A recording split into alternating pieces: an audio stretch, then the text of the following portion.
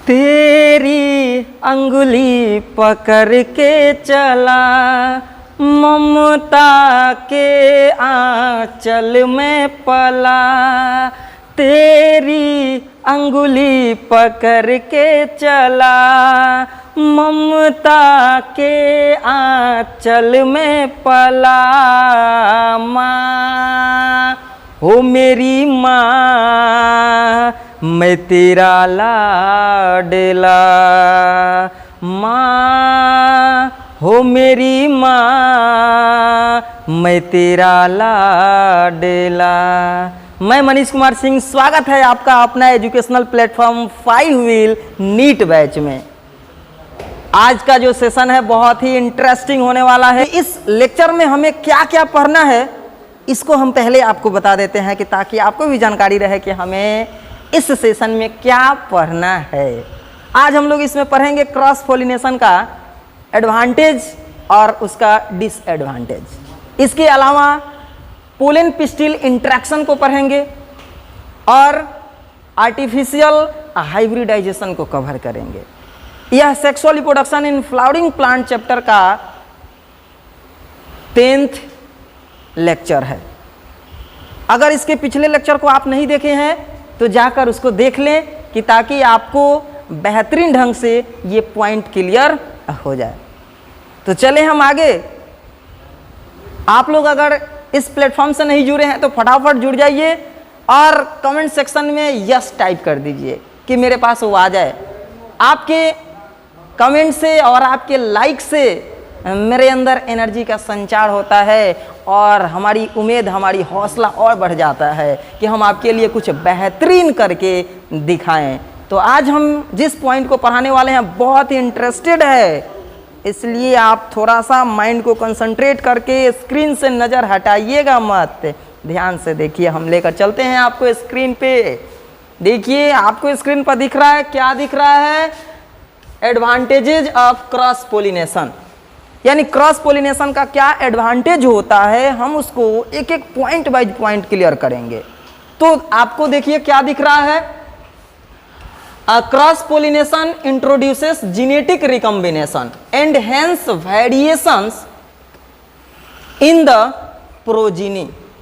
Cross pollination introduce करता है किस चीज को? जेनेटिक रिकॉम्बिनेशन को। यानी जेनेटिक रिकॉम्बिनेशन की बात करें तो दो अलग अलग जीन का आपस में मिलना, ये क्या कहलाएगा?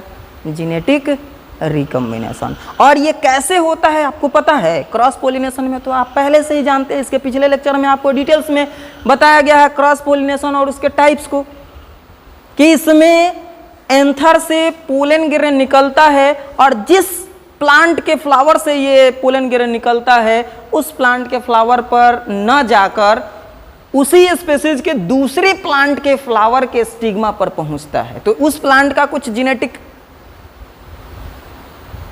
कॉन्स्टिट्यूशंस होगा।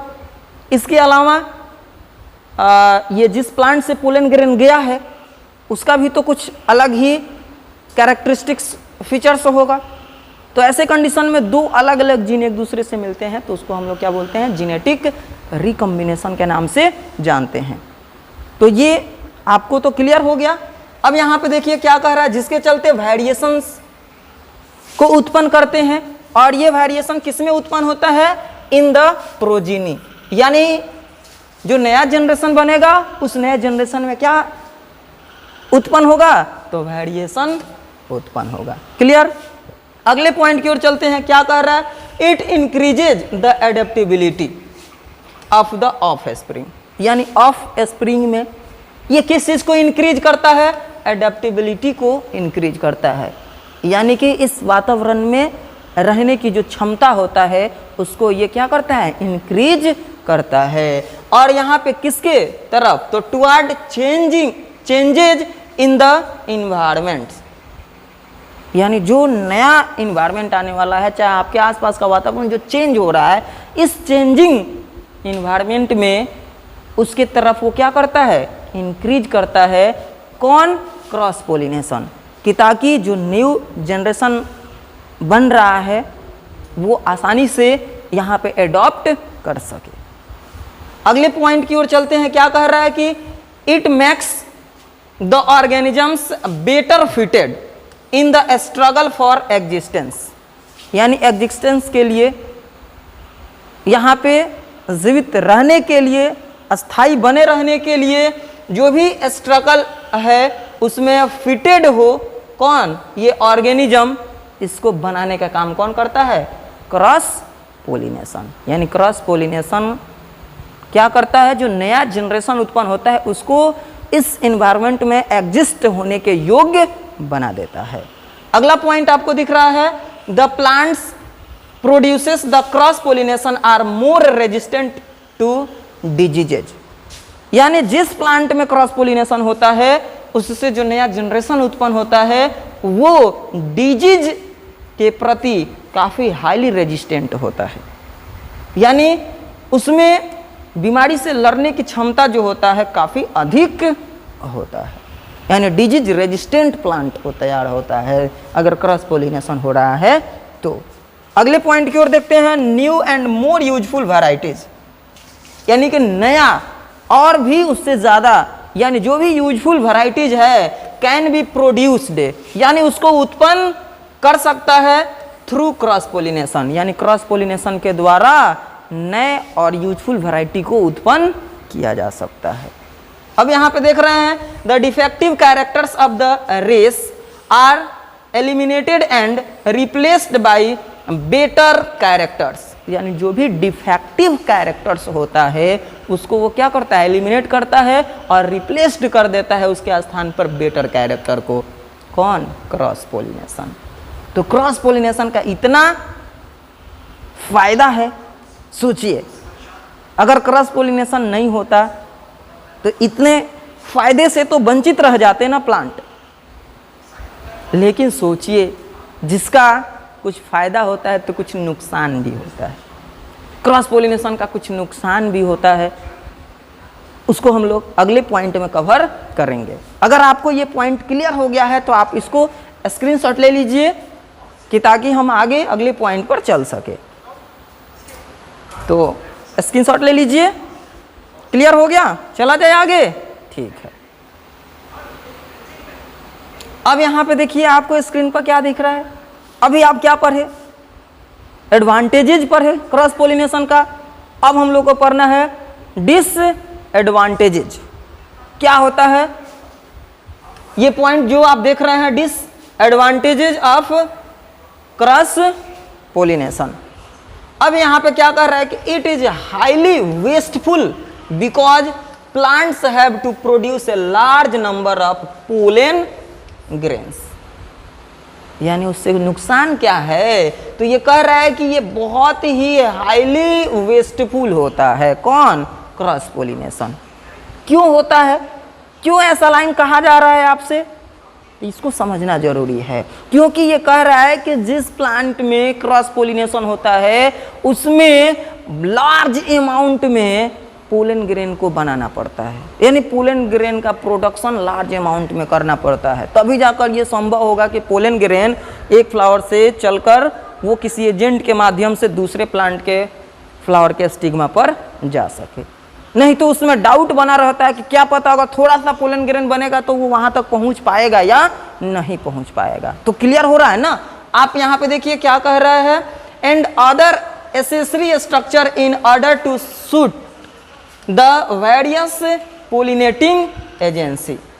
और भी उस प्लांट को यानी अट्रैक्टिव स्ट्रक्चर को भी बनाना पड़ता है कि ताकि वो यानी जो पोलिनेटिंग एजेंसी है या पोलिनेटिंग एजेंट है उसको अपने तरफ क्या कर सके, आकर्षित कर सके। यानी उसके लिए कुछ भोजन के भी उसको व्यवस्था करना पड़ता है, जैसा नेक्टर उसको प्रोड्यूस करना होता है।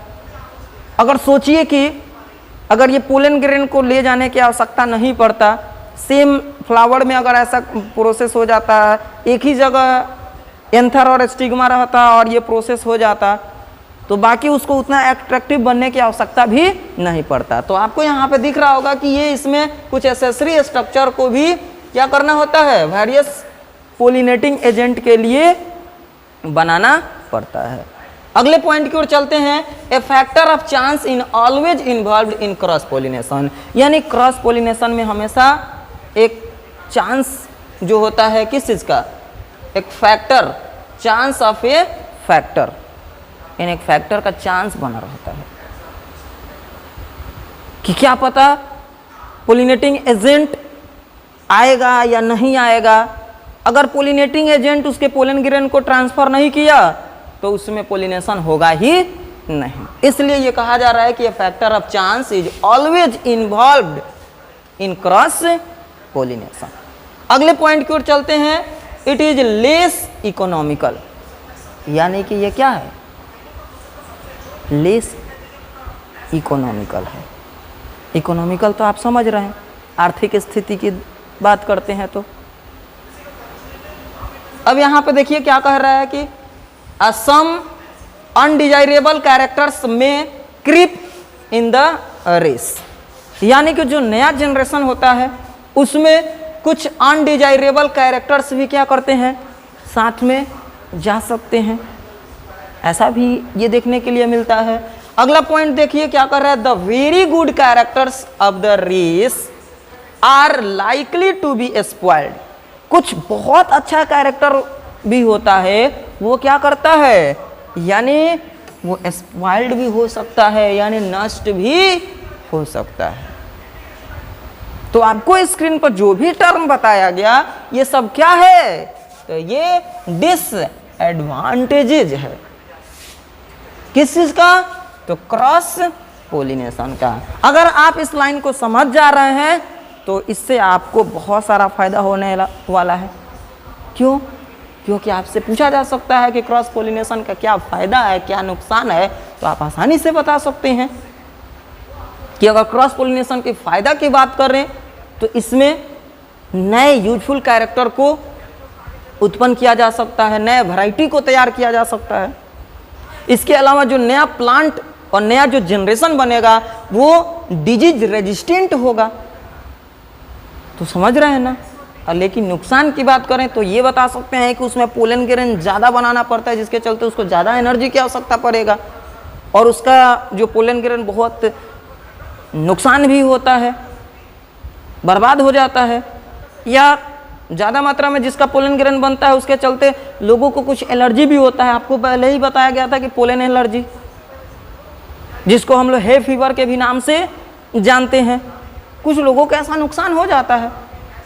जैसे आपको पता है, यानी एक मेज के जो टेसल्स होता है, एक जो उसका फ्लावर होता है मक्के का, उसमें लगभग यानी 20 से 25 मिलियन पोलन ग्रेन तैयार होता है।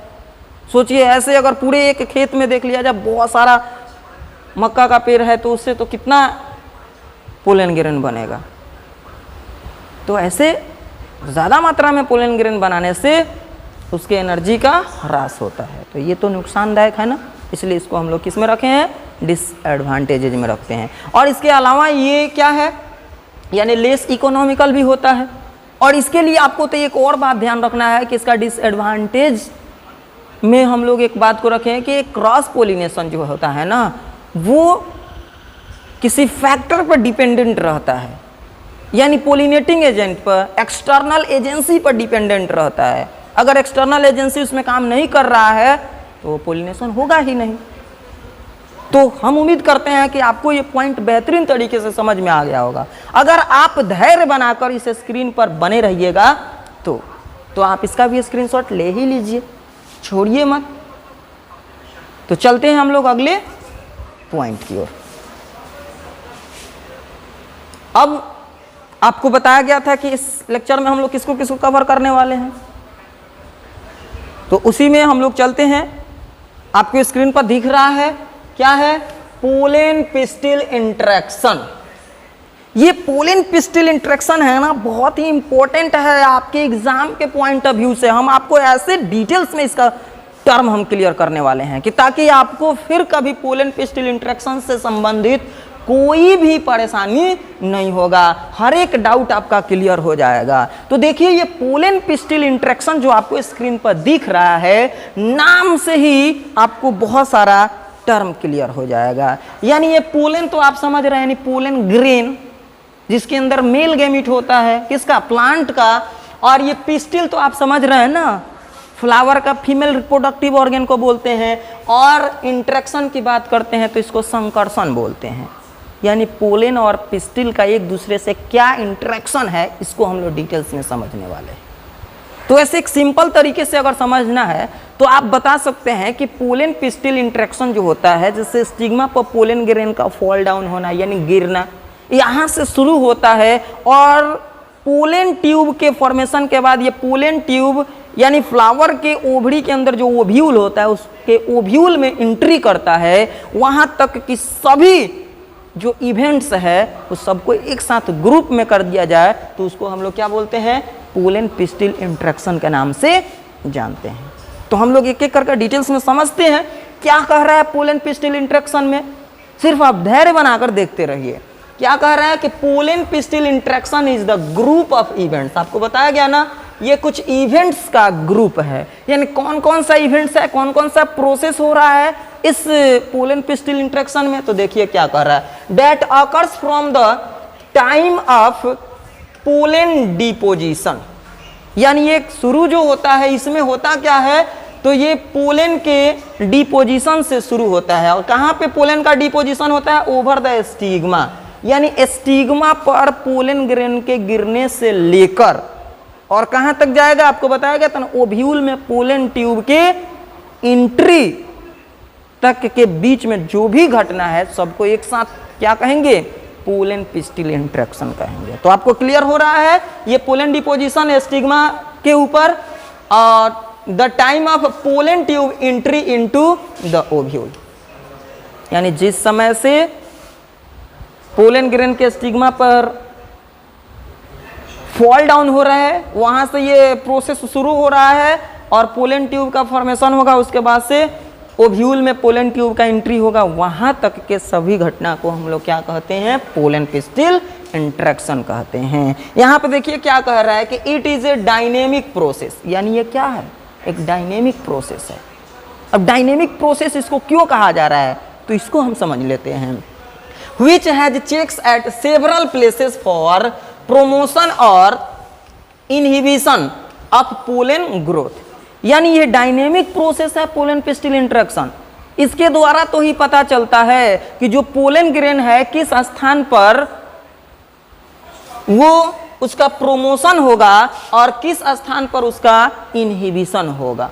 किसका, पोलन ग्रेन का। यानी पोलन ग्रेन का ग्रोथ किस स्थान पर होगा और किस स्थान पर नहीं होगा, इसको चेक करने का ये क्या है, एक प्रोसेस है।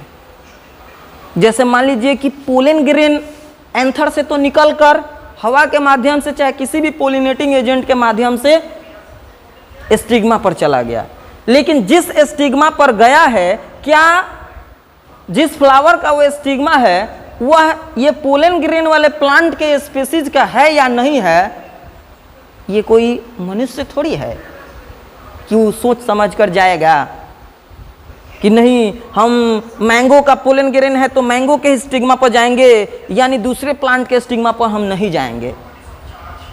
या मटर का पोलन ग्रेन है तो वो सिर्फ मटर का ही फ्लावर के स्टिग्मा पर जाएगा। या मक्का का पोलन ग्रेन है तो सिर्फ मक्का के प्लांट के ही स्टिग्मा पर जाएगा। इसका कोई लिमिट नहीं होता है।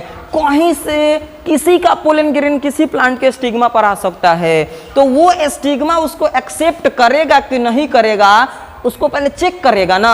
तो यही तो इसी को बोलते हैं डायनेमिक प्रोसेस। और यही डायनेमिक प्रोसेस क्या है, तो पोलन पिस्टिल इंटरेक्शन है। तो समझ रहे हैं ना। तो आप सिर्फ बने रहिए इस एजुकेशनल प्लेटफॉर्म से, हम आपको एक एक बात क्लियर कर देंगे, थोड़ा सा भी आपको डाउट नहीं होगा। अब देखिए ये क्या कर रहा है कि pollen grains of A number of plants में सेटल ओवर स्टिग्मा। यानी सबसे पहले कह रहा है कि पोलन ग्रेन्स जो होता है यानी वो बहुत सारे संख्या में क्या हो सकता है, यानी स्टिग्मा के ऊपर सेटल हो सकता है। क्लियर हो रहा है, स्टिग्मा पर कहीं से भी पोलन ग्रेन आकर उस पर बैठेगा ना तो सेटल हो सकता है।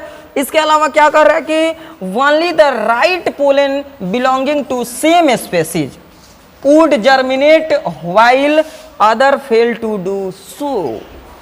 यानी कहीं से किसी फ्लावर का पोलन ग्रेन स्टिग्मा पर आकर सेटल हो सकता है, लेकिन ये स्टिग्मा उसी पोलन ग्रेन को जर्मिनेट करने के लिए यानी परमिशन देगा या अलाउ करेगा जो उसी के स्पेसीज के हो।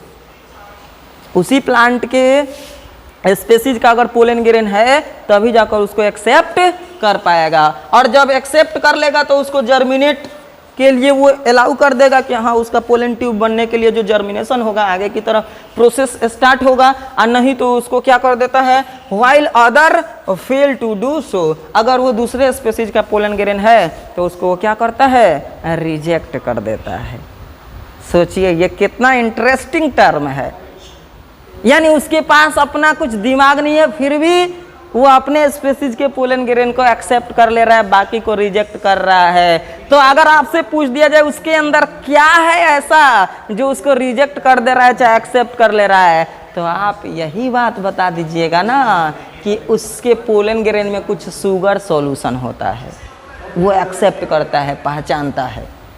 समझ में आ रहा है?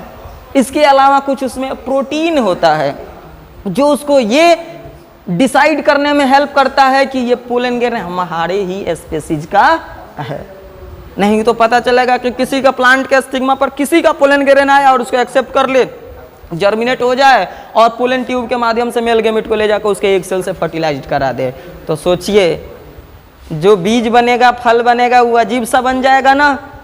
दो प्लांट का, दो फ्लावर का, दो प्लांट का मिक्सचर हो जाएगा, तो ना यही हो पाएगा और ना यही हो पाएगा। ऐसे तो काफ़ी परेशानी हो जाएगा, लेकिन नेचर के द्वारा सब ऐसा व्यवस्था किया गया है कि हमें कुछ करने की आवश्यकता नहीं है, ये सब ऑटोमेटिक प्रोसेस होते रहता है, सिर्फ हमें तो जान लेना है। यानी बायोलॉजी क्या है? लिविंग वर्ल्ड का स्टडी है, पूरी लिविंग थिंग का स्टडी है। तो हम तो सिर्फ इसके बारे में कुछ जानकारी दे रहे हैं, ये तो पहले से ही घटित हो रहा है कंटिन्यू। सोचिए कि जो भी थ्योरी दिया गया है यानी थियरी दिया गया है साइंटिस्ट के द्वारा, जिस समय वो प्रोसेस को बताए हैं, क्या उसके पहले वो घटना नहीं होता होगा? जरूर होता होगा। आप एक बात सोचिए कि हमारे शरीर का जो निर्माण हुआ है वो एक एक स्मॉलेस्ट यूनिट से हुआ जिसको हम लोग सेल के नाम से जानते हैं, और इस सेल के बारे में कब बताए थे रॉबर्ट हुक चाहे एंटोनी वॉन ल्यूवेनहॉक? कब बताए थे? आप कमेंट करके बताइए तो, अगर आपको पता है तो हम आपको बता देते हैं। ये 1683 में एंटोनी वॉन ल्यूवेनहॉक ने सबसे पहले लिविंग सेल के बारे में बताए थे, वो भी एक बैक्टीरिया पर रिसर्च किए थे। और ये जो रॉबर्ट हुक तो प्लांट सेल के बारे में बताए थे, वो भी डेड सेल था, कर्क सेल था। तो आप ये समझ रहे हैं ना, क्या जिस समय वो सेल के बारे में बताया क्या उसके पहले से सेल नहीं था? था, उसके पहले हमें जानकारी ही नहीं था, और उस तरह का स्ट्रक्चर को जानने के लिए हमारे पास कोई सुविधा भी नहीं था। धीरे धीरे जानकारी होते चलेगा, आपको एक एक बात पता चलते रहेगा। तब तक हम लोग देखते हैं इस स्क्रीन पर जो भी आपको टर्म बताया गया, ये पोलन पिस्टिल इंटरेक्शन से संबंधित हम उम्मीद करते हैं कि आपको क्लियर हो गया है कि पोलन ग्रेन के स्टिग्मा पर गिरने से लेकर पोलन ट्यूब का ओव्यूल में प्रवेश होने तक की सभी घटना को हम लोग क्या कहते हैं? पोलन पिस्टिल इंटरेक्शन के नाम से जानते हैं। नहीं तो यहाँ से आप डिफिनेशन याद कर सकते हैं कि pollen pistil interaction is the group of events that occurs from the time of pollen deposition over the stigma to the time of pollen tube entry into the ovule। तो आप इसको याद रखिएगा, यह डिफिनीशन आपके बहुत काम का है। तो आप इसका स्क्रीनशॉट ले लीजिए और चलते हैं इसी पॉइंट को और डिटेल्स में समझने। तो देखिए, हम आपको कुछ एनिमेशन द्वारा दिखाते हैं। आप लोग रेडी हैं एनिमेशन देखने के लिए कि ये जो पोलन पिस्टिल इंटरेक्शन कैसे होता है?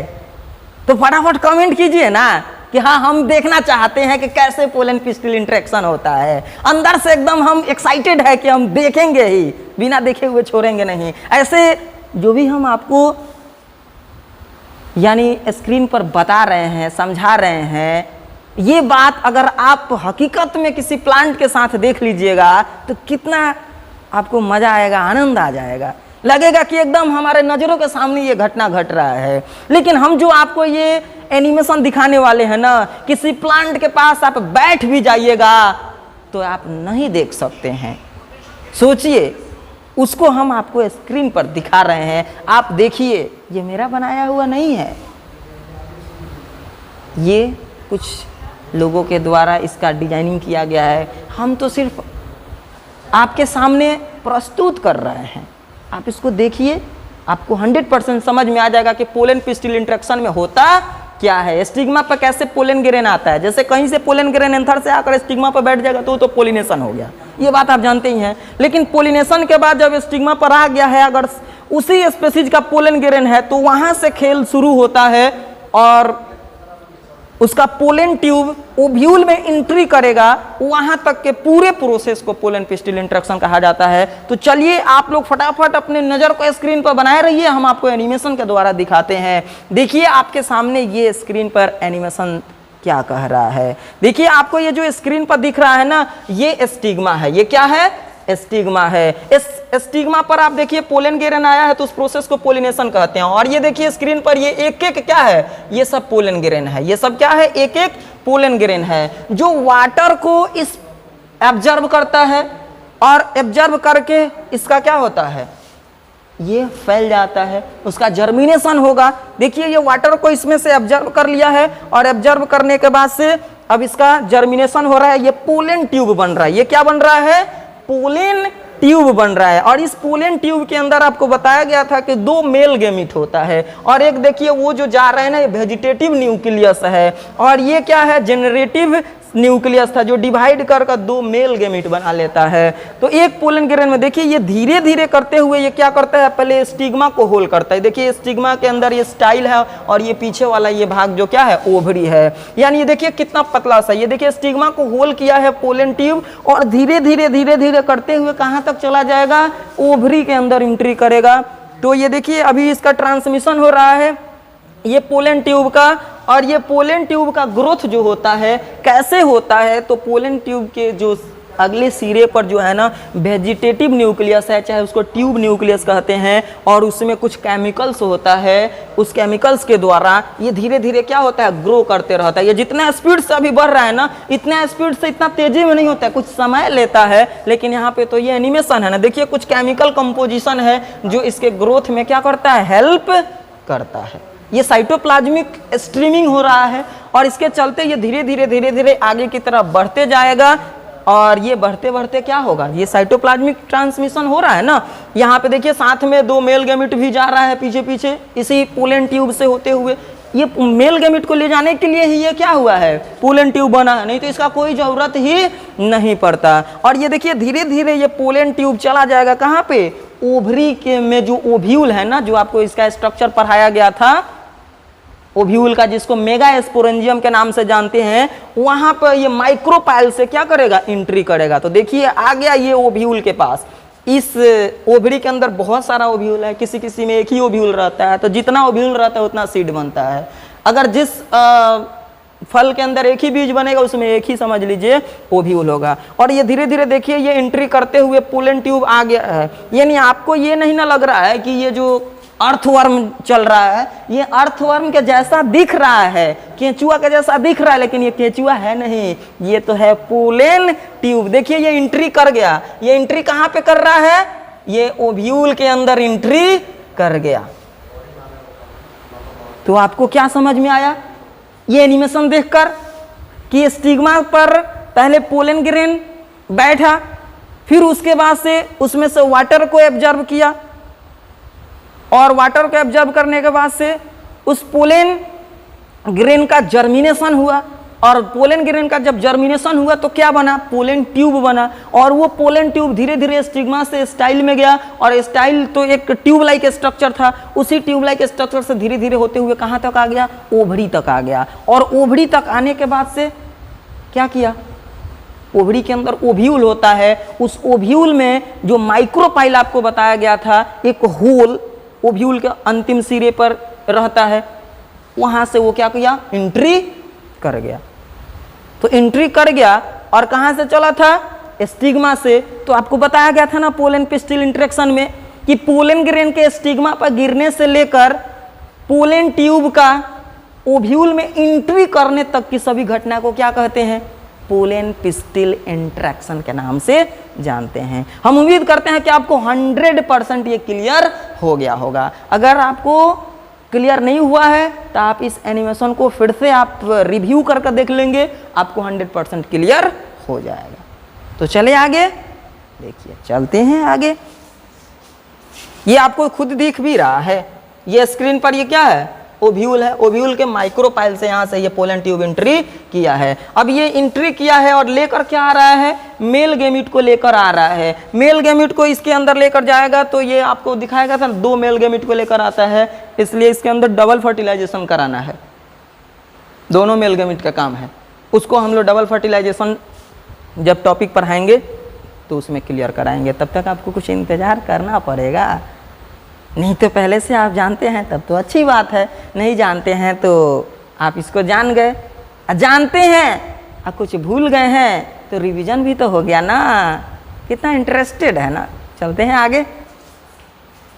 देखिए अब आपको अगला जो पॉइंट है पोलन पिस्टिल इंटरेक्शन का, इसमें क्या कह रहा है कि compatibility and in compatibility of the pollen pistil is determined by special protein, यानी कौन से पोलन ग्रेन को वो एक्सेप्ट करेगा या नहीं एक्सेप्ट करेगा, इसका डिटर्मिनेशन किसके द्वारा होता है, उसका निर्धारण किसके द्वारा होता है। तो उसके लिए क्या होता है, कुछ स्पेशल प्रोटीन होता है। यही प्रोटीन क्या करता है, ये डिसाइड करता है कि ये जो पोलन ग्रेन था ना जिस स्टिग्मा पर बैठा है वो उसी स्पेसीज का पोलन ग्रेन है।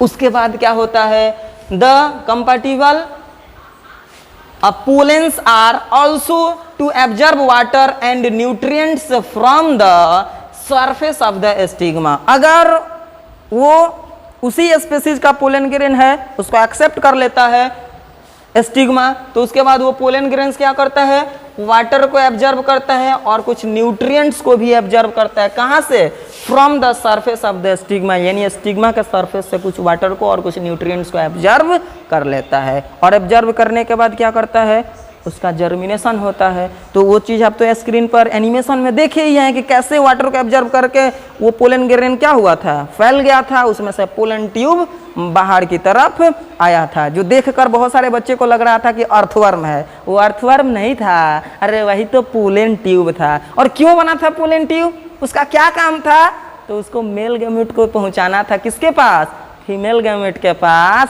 इसलिए पोलन ट्यूब बना था। ऐसे कैसे चला जाता, तो सोचिए यहाँ पे आपको क्या दिख रहा है, they germinate and produce pollen tubes. अब ये स्टिग्मा से कुछ वाटर को और कुछ न्यूट्रिएंट्स को तो पोलन ग्रेन एब्जॉर्ब कर लेता है, उसके बाद से जर्मिनेट होता है, जर्मिनेट होकर क्या प्रोड्यूस करता है, तो पोलन ट्यूब को प्रोड्यूस करता है। ये एक एक लाइन को याद रखिएगा, क्योंकि बहुत जगह पे ये लाइन से डायरेक्ट क्वेश्चन आपके स्क्रीन पर आ जाता है या आपके एग्जाम में आ जाएगा, तो आपको बताना होगा तो कैसे बताइएगा। इसलिए इस बात को ध्यान में रखिएगा, एक एक लाइन आपके लिए इंपॉर्टेंट है।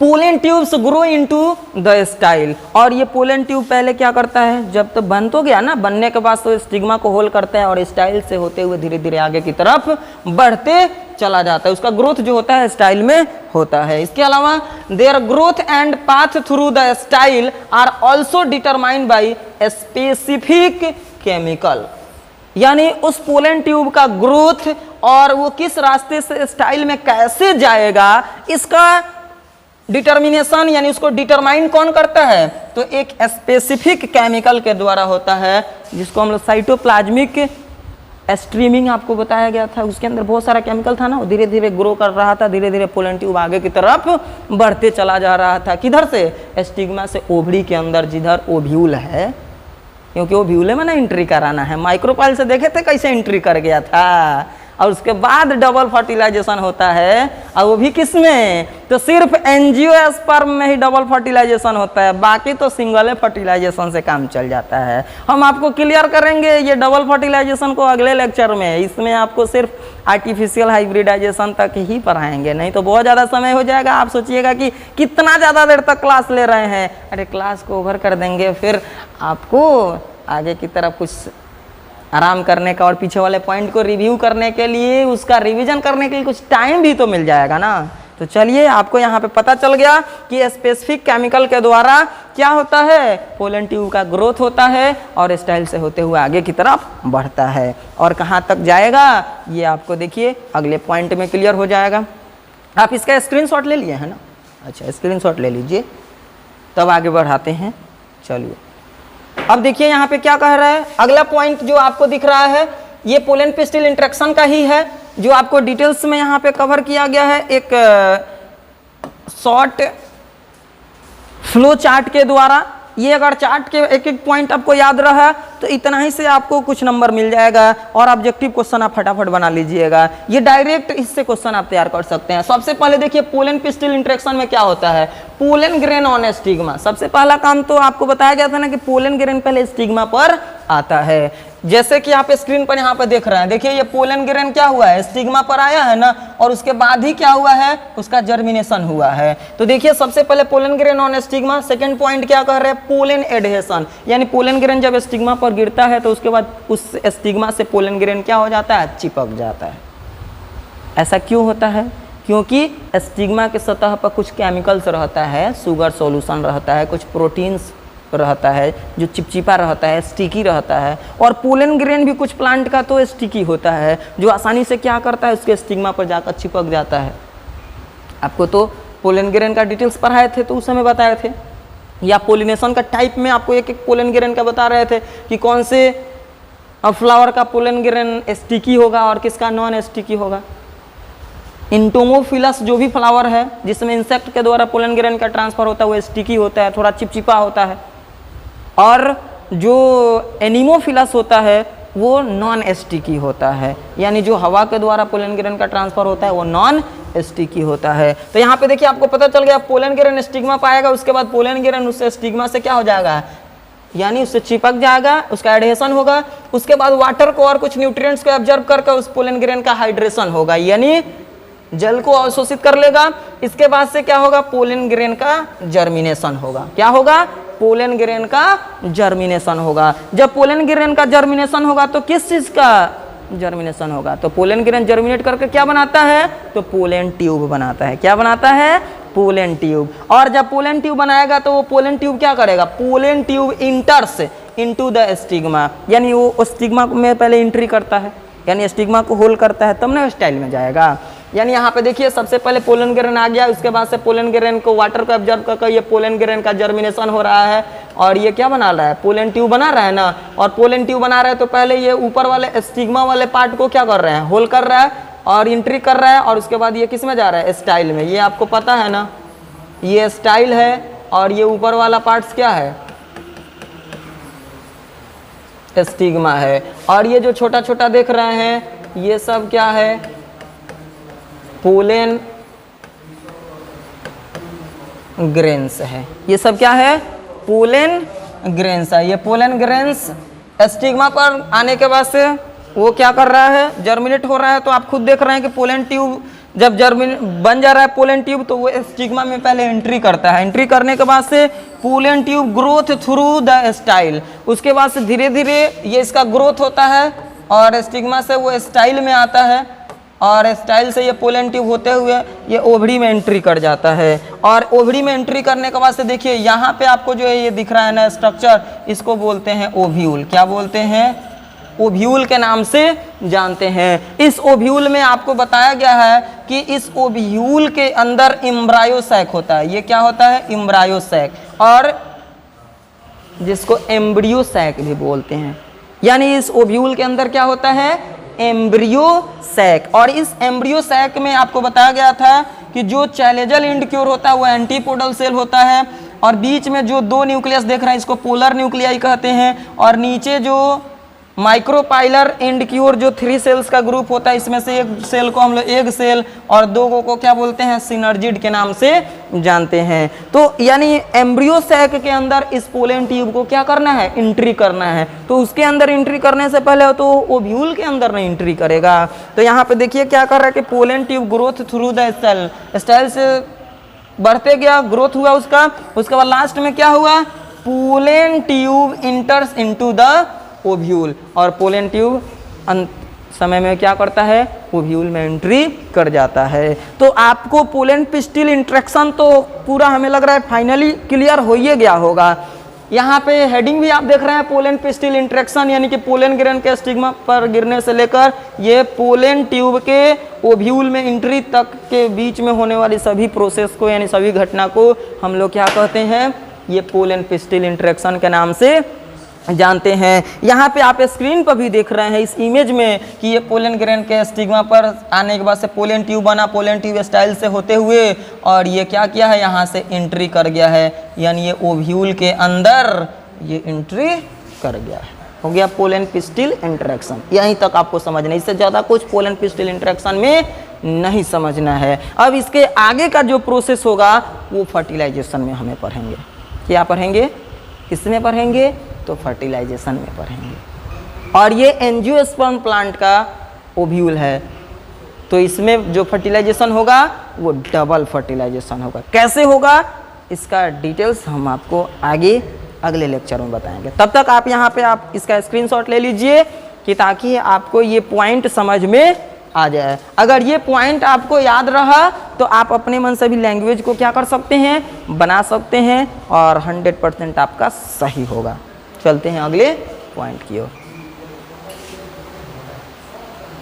अब अगला पॉइंट जो आप देख रहे हैं, अभी आपको जो बताया गया कि पोलन ट्यूब तो एंट्री कर रहा है, लेकिन उसका जर्मिनेशन होता है, तो उसके अंदर क्या क्या रहता है, तो क्या क्या रहता है, तो देखिए यहाँ पे आपको हेडिंग दिख रहा है, जर्मिनेशन ऑफ पोलन ग्रेन्स। कभी कभी स्पेशल इसी क्वेश्चन को पूछ देता है 2 नंबर का कि पोलन ग्रेन का जर्मिनेशन कैसे होता है, तो उसको ये अलग से कवर किया गया है कि ताकि आपको डिटेल्स में समझ में आ सके। ये डायग्राम से रिलेटेड जो भी क्वेश्चन होता है उसको बड़ी ध्यान से समझना पड़ता है, नहीं तो बायोलॉजी में डायग्राम पर तो सब कुछ है। डायग्राम क्लियर हो गया, उसके बारे में आप समझ गए तो लैंग्वेज तो आप अपने मन से भी बना सकते हैं, लेकिन उसके बारे में जब आप जानते ही नहीं है तो लैंग्वेज में क्या बनाएंगे, क्या बना पाएंगे।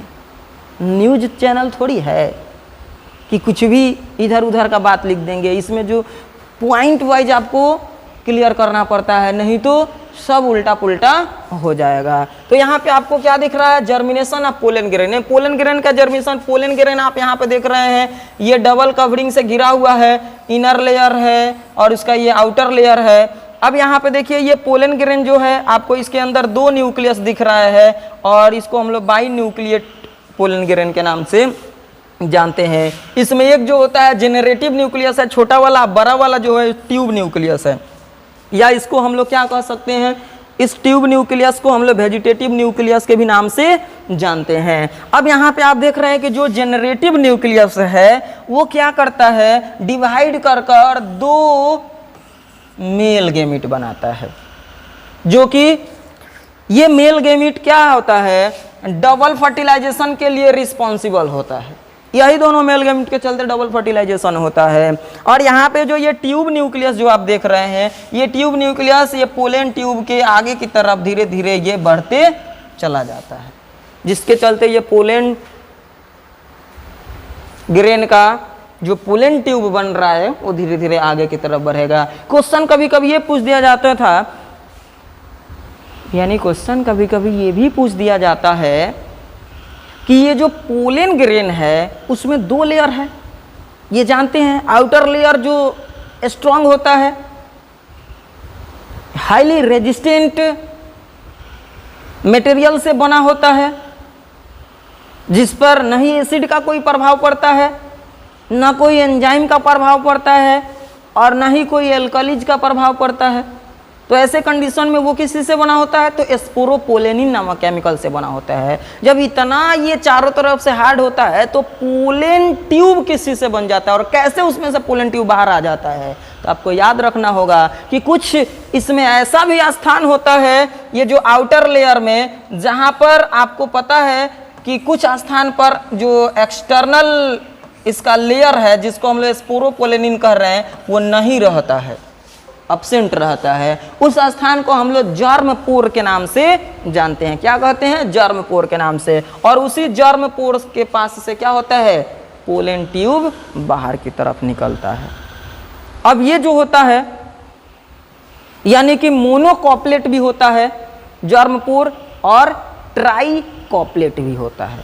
आपसे पूछ दिया जाए कि मोनोकॉप्लेट और ट्राइकॉप्लेट क्या है, तो आपको याद रखना होगा मोनोकॉटिलिडनस जितना भी प्लांट है उसका जो पोलन ग्रेन होता है उसमें एक ही जर्म पोर होता है। इस तरह का खाली स्थान क्या होता है? एक ही रहता है, तो उसको मोनोकॉप्लेट के नाम से जानते हैं।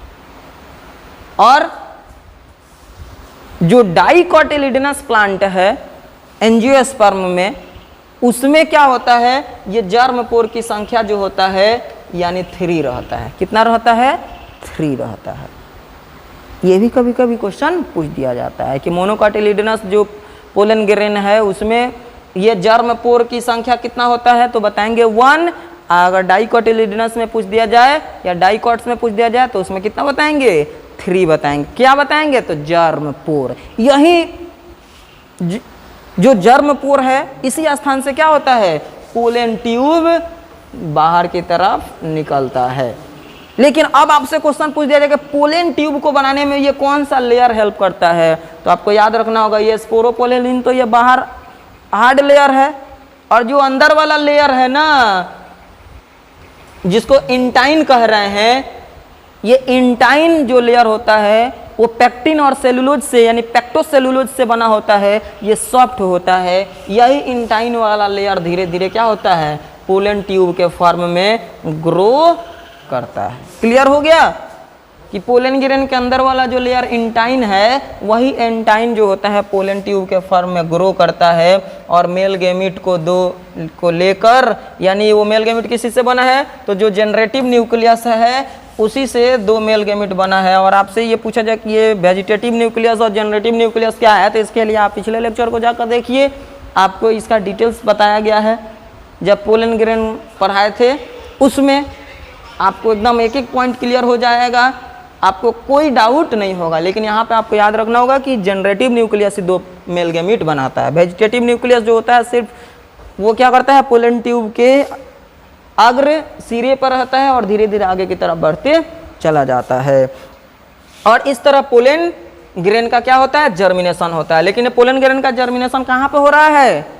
कहाँ हो रहा है? तो पोलन ग्रेन का जर्मिनेशन स्टिग्मा पर होता है ना। क्लियर? चला जाए आगे, आप इसका स्क्रीनशॉट ले लीजिए।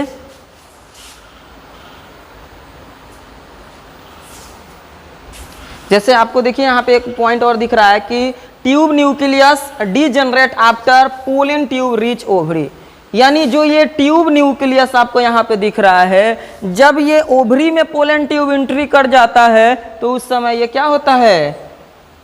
यानी ओव्यूल में एंट्री करता है तो ये ट्यूब न्यूक्लियस डीजनरेट हो जाता है। क्लियर?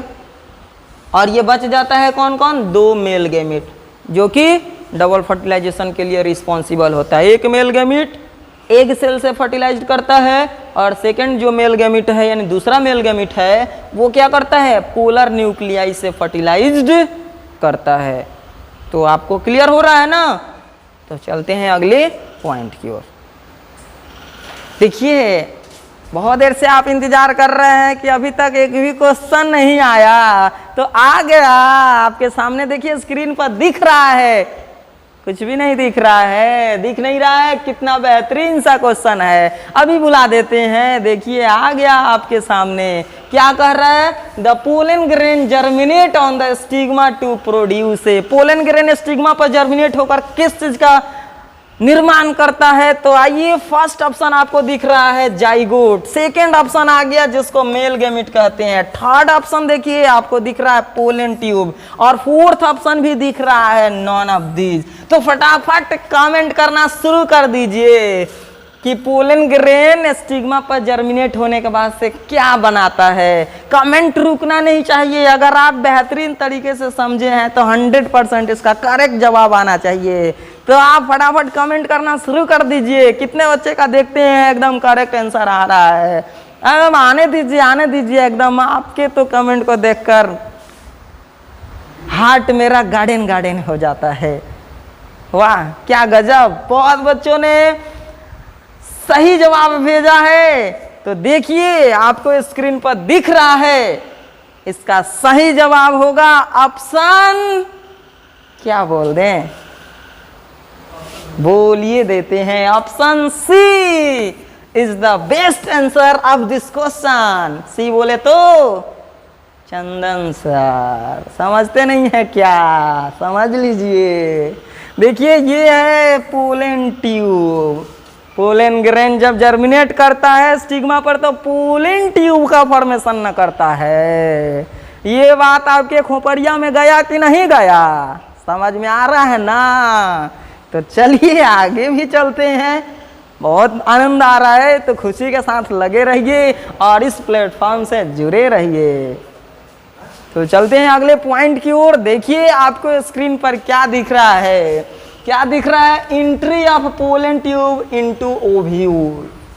हम लोग पोलन पिस्टिल इंटरेक्शन में एंट्री करा दिए हैं ओव्यूल में, लेकिन कभी कभी ये भी क्वेश्चन पूछ देता है कि ये पोलन ट्यूब का एंट्री जो होता है कहाँ से ओव्यूल में होता है, ओव्यूल में कौन से पार्ट से एंट्री करेगा। तो आप एनिमेशन में किस पार्ट से देखे थे, फटाफट कमेंट करके बताइए। तो जो आपको एनिमेशन दिखाया गया था उसमें पोलन ट्यूब ओव्यूल में किस स्थान से एंट्री किया था, कमेंट एकदम करके बताइए फटाफट। सही, अच्छा, माइक्रोपाइल से एंट्री किया था। तब तो आप लोग समझदार लग रहे हैं, ध्यान दिए हैं। तो माइक्रोपाइल से एंट्री किया था। तो आपको हम बता देते हैं कि कुछ प्लांट ऐसा भी है ना जिसमें सभी पोलन ट्यूब का एंट्री माइक्रोपाइल से ही नहीं होता है। कुछ प्लांट ऐसा भी है जिसमें दूसरे जगह से भी एंट्री हो जाता है।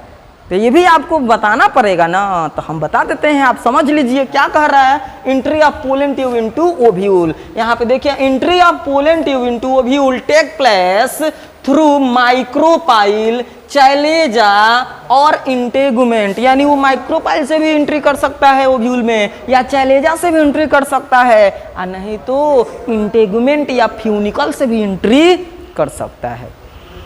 तो क्वेश्चन ये पूछा जाता है कि अगर माइक्रोपाइल से पोलन ट्यूब एंट्री करेगा ओव्यूल में तो उसको क्या कहेंगे, चैलेजा से एंट्री करेगा तो उसको किस नाम से जानेंगे, अगर इंटेगुमेंट या फ्यूनिकल से एंट्री कर रहा है तो उसको किस नाम से जानेंगे। तो हम आपको बता देते हैं, आपको घबराने की क्या आवश्यकता है। देखिए ना स्क्रीन पर, सिर्फ देखिए, ये देखिए फर्स्ट पॉइंट आपको दिख रहा है, क्या दिख रहा है, पोरोगेमी। क्या दिख रहा है, पोरोगेमी। ये पोरोगेमी क्या है तो आप समझ लीजिए, when the entry of pollen tube into ovule through micropyle, यानी जब पोलन ट्यूब का एंट्री ओव्यूल में किसके तरफ से होता है, माइक्रोपाइल के द्वारा होता है, तो उसको हम लोग क्या कहते हैं, इज कॉल्ड पोरोगेमी। उसको हम लोग पोरोगेमी के नाम से जानते हैं। एग्जाम्पल की बात करें तो जितना भी एंजियोस्पर्म में प्लांट है उसमें अधिकांश में किसके द्वारा पोलन ग्रेन का एंट्री होता है, तो माइक्रोपाइल के द्वारा ही होता है। उसको हम लोग पोरोगेमी के नाम से जानते हैं। ये मोस्ट कॉमन टाइप है। अगर कुछ भी समझ में नहीं आ रहा है तो आप पोरोगेमी पर टिक आउट कर दीजिएगा, और नहीं तो समझ में आ रहा है तो इनमें से कुछ अगर लग रहा है तो उसमें बता दीजिएगा। लेकिन सबसे ज़्यादा अगर किसी प्लांट में पोलन ट्यूब का एंट्री होता है ना तो अधिकांश में माइक्रोपाइल के द्वारा ही होता है, इसलिए ये मोस्ट कॉमन टाइप में रखा गया है। दूसरा पॉइंट अगर आपसे कोई पूछ दे तो देखिए चाइलेजोगेमी एक होता है, when the entry of pollen tube into ovule through chalaza. अगर चाइलेजा के द्वारा पोलन ट्यूब का एंट्री होगा ओव्यूल में तो उसको हम लोग चाइलेजोगेमी के नाम से जानते हैं। क्या कहेंगे उसको? चैलेंजोगेमी। और जैसे एग्जाम्पल की बात करते हैं तो देखिए कि जुअराइना एक प्लांट होता है, इसके ओवरी में, इसके ओव्यूल में पोलन ट्यूब का एंट्री जो होता है चैलेजा से होता है। इसका हम एक एक इमेज दिखाएंगे आपको, आपको घबराने की आवश्यकता नहीं है ना, हम दिखाएंगे कि कैसे एंट्री करेगा। आप सिर्फ इस पॉइंटवा को तो पहले समझ लीजिए, ये जब समझ में आ जाएगा तो बाकी तो इमेज में हम 100% क्लियर कराइए देंगे, छोड़ेंगे नहीं। और जब तक तोड़ेंगे नहीं तब तक छोड़ेंगे नहीं। और एग्जाम में आप बैठिएगा ना, इस क्वेश्चनवा को अगर देख लीजिएगा ना तो पेपर के खोपड़िया में छेद कर दीजिएगा, आपको पता नहीं है। आप देखिए इसको, ये है देखिए मेजोगेमी। अगर मेजोगेमी आपसे कोई कह देगा तो क्या कहेंगे? तो देखिए when the entry of pollen tube, अगर पोलन ट्यूब का एंट्री ओव्यूल यानी इनटू ओव्यूल, ओव्यूल में थ्रू इंटेगुमेंट्स और फ्यूनिकुलस, या फ्यूनिकुलस के द्वारा होगा और नहीं तो इंटेगुमेंट के द्वारा होगा, तो उसको हम लोग क्या कहेंगे? मेजोगेमी के नाम से जानेंगे। क्या कहेंगे इसको? मेजोगेमी के नाम से जानेंगे। अगर पोलन ट्यूब का एंट्री इंटेगुमेंट के द्वारा हो चाहे फ्यूनिकुलस के द्वारा हो तो उसको हम क्या कहेंगे? फटाफट बताइए तो। उसको हम मेजोगेमी के नाम से जानेंगे। और ये किसमें होता है ऐसा? तो आपको एग्जाम्पल दिख रहा होगा, क्यूकर बीटा। इसको कुकुर बीटा नहीं कहेंगे, इसको क्यूकर बीटा के नाम से जानते हैं। जैसे जितना भी कद्दू, पंपकिन हो गया, कुकुम्बर हो गया, ये सब क्या है? क्यूकर बीटा में आता है, यानी क्यूकर बीटेसी फैमिली का वो प्लांट है। तो अधिकांश देखने के लिए आपको मिल जाएगा कि उसमें एंट्री किधर से होता है? इंटेगुमेंट से, नहीं तो फ्यूनिकल से होता है। तो अगर आपको ये पॉइंट क्लियर हो गया है तो आप इसका स्क्रीनशॉट तो ले लीजिए कि ताकि आपका नोट्स भी साथे साथे बनते चला जाए। अब हम लेकर चलते हैं, आपको इमेज दिखाते हैं कि पोरोगेमी में और चैलेंजोगेमी में और मेजोगेमी में किधर से पोलन ट्यूब का एंट्री होता है। तो आप स्क्रीन पर नजर बनाए रहिए, आपके सामने आ रहा है, देखिए आ गया। क्या दिख रहा है आपको? क्या बताया गया था और क्या आपको दिख रहा है? आप कंपेयर कीजिए और समझिए आपको कितना % समझ में आया। ये देखिए स्क्रीन पर दिख रहा है पोरोगेमी, और ये देखिए ओव्यूल है। ये क्या है? ये सब ओव्यूल है। आप फटाफट कमेंट करके बताइए तो ये कौन सा टाइप का ओव्यूल है? एनाट्रोपस है, ऑर्थोट्रोपस है, सिरसिनोट्रोपस है, एम्फीट्रोपस है, कैम्फाइलोट्रोपस है या हेमिएनाट्रोपस है? 6 टाइप्स का आपको ओव्यूल बताया गया था। कौन सा टाइप का ये ओव्यूल है? कमेंट रुकना नहीं चाहिए। आपको कौन सा टाइप का ओव्यूल दिख रहा है? देखिए काफी बच्चों का जवाब आ रहा है, एकदम लगे रहिए लगे रहिए। देखिए अभी भी कुछ बच्चे जवाब नहीं दे रहे हैं, कोई बात नहीं, हम है ना, सब नामुमकिन को भी मुमकिन करके दिखाएंगे अगर आप हमारे साथ बने रहिएगा इस 5 व्हील प्लेटफॉर्म पर। तो देखिए आपको ये दिख रहा है, ये एनाट्रोपस ओव्यूल है। कौन सा ओव्यूल है? Anatropous ovule. और बात करते हैं हम लोग पोरोगेमी का। किसका? पोरोगेमी का बात करते हैं। तो पोरोगेमी में आपको बताया गया ना, देखिए ये पोलन ट्यूब है। क्या है? ये पोलन ट्यूब एंट्री कर रहा है ना, इस स्थान को हम लोग माइक्रोपाइल बोलते हैं। क्या बोलते हैं इसको? माइक्रोपाइल। और पीछे वाले स्थान को चैलेजा के नाम से जानते हैं। और ये साइड वाले को तो आपको पता है ना, इसको इंटेगुमेंट बोलते हैं। क्या बोलते हैं इसको? इंटेगुमेंट। ये तो आप बहुत पहले से इस बात को समझते हैं, 100% समझते हैं ना। आप रेगुलर अगर क्लास को देखते होंगे और इस लाइव सेशन को तो 100% आपको समझ में आ गया होगा। तो देखिए ये माइक्रोपाइल से जब एंट्री कर रहा है पोलन ट्यूब तो इसको पोरोगेमी कहेंगे। इसका नाम यहाँ पे देखिए पोलन ट्यूब लिखा गया ना, इसका नाम है। अब यहाँ पे देखिए दूसरा जो ये है पोलन ट्यूब, ये दिख रहा है ये पोलन ट्यूब। ये पोलन ट्यूब किधर से एंट्री कर गया? ऊपर वाला भाग यानी बताया ना ये चैलेजा है, तो चैलेजा से एंट्री कर गया ना। ये चैलेजा से एंट्री करेगा, लेकिन एंट्री करने के बाद से जिधर इसका माइक्रोपाइल होता है उधर है ना एग सेल होता है, तो एग सेल के पास जाने के लिए वो पीछे से थोड़ी जाएगा, फिर उसको तो नीचे साइड से घूमकर आना ही पड़ेगा। तो ऐसे अगर पोलन ट्यूब का एंट्री चैलेजा का साइड से हो रहा है तो इसको चैलेंजोगेमी के नाम से जानते हैं। अगर यही पोलन ट्यूब का एंट्री यानी देखिए ये इंटेगुमेंट के साइड से हो रहा है, किधर से हो रहा है? इंटेगुमेंट के साइड से हो रहा है, तो इसको हम लोग क्या कह देंगे? इसको मीजोगेमी के नाम से जानते हैं। क्या कहते हैं? मीजोगेमी। ये इधर से भी हो सकता है इंटेगुमेंट से, नहीं तो इस साइड से भी तो एंट्री कर सकता है। किस साइड से? ये इस साइड से भी एंट्री कर सकता है। यानी आपको पता है कि इधर इंटेगुमेंट इसका तो है और इधर क्या है, फ्यूनिकुलस है। तो फ्यूनिकल से एंट्री करे या चाहे इंटेगुमेंट से एंट्री करे पोलन ट्यूब, वो दोनों कंडीशन को हम लोग क्या कह देंगे, मीजोगेमी के नाम से जानेंगे। और पोरोगेमी मोस्ट कॉमन टाइप है, इसमें एंट्री किधर से होगा, तो जब होगा तो माइक्रोपाइल के साइड से ही होगा। तो हो गया ना क्लियर। चलिए तो हम आगे चले। ये आपको स्क्रीनशॉट ले लेना होगा कि ताकि आपको समझ में जो भी है समझते रहें। देखिए आपके सामने एक और बेहतरीन सा क्वेश्चन आ गया, फटाफट इसको देखिए और फटाफट कमेंट कर दीजिए। और आपको स्क्रीन पर क्या इतना बेहतरीन एनिमेशन और ये क्या बोलते हैं इमेज नहीं दिख रहा है, क्या बेहतरीन ये फ्लावर है। इस फ्लावर का नाम बताइए तो फटाफट कमेंट करके, ये कौन सा फ्लावर है, आपके घरों के आसपास में ये पाया जाता है या नहीं पाया जाता है, ये भी कमेंट कर दीजिए।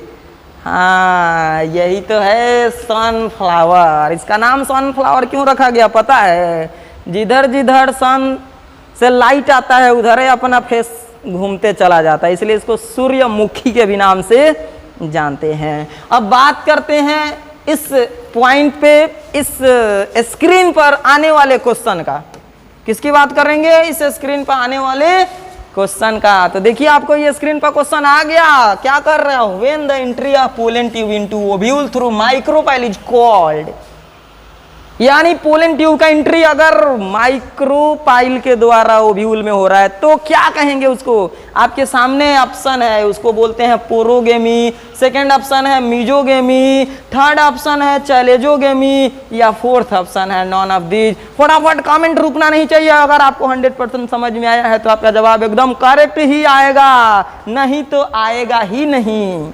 हम समझ रहे हैं। देखिए बच्चों का जवाब बहुत ही अच्छा आ रहा है, गुड, वेरी गुड, लगे रहिए एकदम समझते रहिए। इसका सही जवाब होगा ऑप्शन ए पोरोगेमी। ये बोले तो अजीत सर, अरे पहचानते हैं ना, नहीं पहचानते हैं तो पहचान लीजिएगा। आप तो स्क्रीन पर बने रहिए ना, किसी ना किसी दिन मुलाकात हो ही जाएगा आपको इस ऑनलाइन प्लेटफॉर्म पे। तो आपको ये स्क्रीन पर दिख रहा है, ये क्वेश्चन क्लियर हो गया। चले आगे, ठीक है चलते हैं अगले पॉइंट की ओर। आपको बहुत ही आनंद मिल रहा होगा ऐसे क्वेश्चन को बताकर, इस पॉइंट को समझकर। एक एक पॉइंट डिटेल्स में क्लियर होने वाला है। देखिए अगला पॉइंट आ गया, आर्टिफिशियल हाइब्रिडाइजेशन। क्या आ गया, आर्टिफिशियल हाइब्रिडाइजेशन। क्या होता है आर्टिफिशियल हाइब्रिडाइजेशन, इसका हम एक एक पॉइंट क्लियर करेंगे। आपको सिर्फ स्क्रीन पर बने रहना है। जिस टाइप से आपका पोलन पिस्टिल इंटरेक्शन क्लियर हो गया ना, ये भी उसी तरह 100% क्लियर हो जाएगा। देखिए ये जो आर्टिफिशियल हाइब्रिडाइजेशन है ना, इसमें होता क्या है इस बात को समझते हैं। क्या कह रहा है, it is a method of crop improvement in which crosses are made between different variety species and genera in order to combine the desirable characters in a single superior variety। कुछ भी समझ में नहीं आया तो हम बता देते हैं ना कि आर्टिफिशियल हाइब्रिडाइजेशन कहना क्या चाह रहा है। ये कह रहा है कि यह एक मेथड है, वो भी किस चीज का, तो क्रॉप इम्प्रूवमेंट का, यानी फसल को अच्छे वैरायटी तैयार करने का ये क्या है, मेथड है। इसमें क्रॉप्स यानी फसल की किस टाइप के वैरायटी में क्रॉस कराया जाता है, ये ध्यान देना है। क्या कह रहा है, इन विच क्रॉसेस, यानी इसमें क्रॉस कराया जाता है, आर मेड बिटवीन, यानी किसके बीच क्रॉस कराया जाता है, तो डिफरेंट वैरायटी के, यानी कि अलग अलग प्लांट के वैरायटी के बीच आपस में क्रॉस कराकर एक नए वैरायटी को तैयार किया जाता है। समझ रहे हैं ना, या डिफरेंट स्पेसीज के बीच भी क्रॉस कराया जाता है, या डिफरेंट जेनेरा जो होता है प्लांट का उसके बीच भी क्रॉस कराकर एक नए वैरायटी को तैयार किया जाता है। किसके द्वारा, आर्टिफिशियल हाइब्रिडाइजेशन के द्वारा। और इससे फायदा क्या होता है कि जो नया जनरेशन बनता है ना, वो डिजीज रेजिस्टेंट होता है, और हाई यील्डिंग वैरायटी होता है। हाई यील्डिंग वैरायटी का मतलब क्या होता है, यानी अधिक उपज देने वाला। अगर आप अपने खेतों में गेहूं या धान लगाए हैं, अगर वो बहुत कम उपज दे तो आपको अच्छा लगेगा? नहीं अच्छा लगेगा। आप गाँव में या घरों में आसपास में सुने होंगे ना, जहाँ पे खेती होता है तो बोलते हैं लोग जाकर हाइब्रिड का सीड लाइए। वो हाइब्रिड आता कहाँ से है? तो उसी के लिए तो ये आर्टिफिशियल हाइब्रिडाइजेशन कराया जाता है कि ताकि हाइब्रिड सीड को तैयार किया जा सके, अच्छे क्वालिटी के सीड को तैयार किया जा सके, जिससे बीमारी के लड़ने की क्षमता भी हो और उसका यानी पैदावार कहिए, उपज कहिए, वो काफ़ी ज़्यादा मात्रा में हो। नहीं तो जिस रफ्तार से जनसंख्या बढ़ रहा है ना, उस रफ्तार से हमारा ज़मीन नहीं बढ़ रहा है। इसमें साइंटिस्ट के द्वारा बहुत सारा यानी टेक्निक का प्रयोग किया जा रहा है। ग्रीन रेवोल्यूशन का नाम सुने हैं ना? ये ग्रीन रेवोल्यूशन जो है ना, हरित क्रांति, इसी के द्वारा तो बहुत सारा हाई यील्डिंग वैरायटी तैयार किया गया और मतलब बहुत सारा केमिकल्स और उर्वरक का प्रयोग करके, अच्छे क्वालिटी के बीजों का प्रयोग करके, यानी फसल के जो पैदावार है उसमें इम्प्रूव कराया गया। क्योंकि हमारे पास जो एरिया है, खेती करने वाला जो भूमि है वो सीमित है, वो बढ़ने वाला नहीं है। हमारी जनसंख्या आसमान छुए और चाहे घट कर जमीन छुए, ये ना जमीन कभी बढ़ने वाला नहीं है। जनसंख्या बढ़ता है तो जिस स्थान पर खेती किया जाता है उस स्थान पर बहुत सारे फैक्ट्रियाँ, कंपनियां, घर द्वार लग जाता है, बन जाता है। इसके चलते खेती करने वाला जो ज़मीन है वो कम हो जाता है। जो प्लांट का जो एरिया है बहुत सारा, जो आप देखे होंगे यानी जंगली एरिया, उसको भी काट उट कर वहाँ को भी सफाई कर दिया जाता है। इसके चलते जानते हैं ना हमारे इन्वायरमेंट में कितना इसका नुकसान होता है। आप अभी देख रहे हैं प्लांट का कितना हमारे दैनिक जीवन में उसका उपयोग है। अभी कोरोना में सब पता चल गया होगा। हम लोग एक प्लांट को काटने में थोड़ा सा भी संकोच नहीं करते हैं और वो पता है कितना ऑक्सीजन हमारे लिए देता है। आज हम लोग सिलेंडर के लिए ऑक्सीजन त्राहिमाम किए हुए हैं। अगर हमारे आसपास में चारों तरफ अगर प्लांट ही प्लांट रहता, बहुत सारा पेड़ रहता, तो ऐसे ऑक्सीजन की आवश्यकता ही नहीं पड़ता। ये शुद्ध ऑक्सीजन तो हमारे एनवायरनमेंट से खुद फ्री में मिल जाता।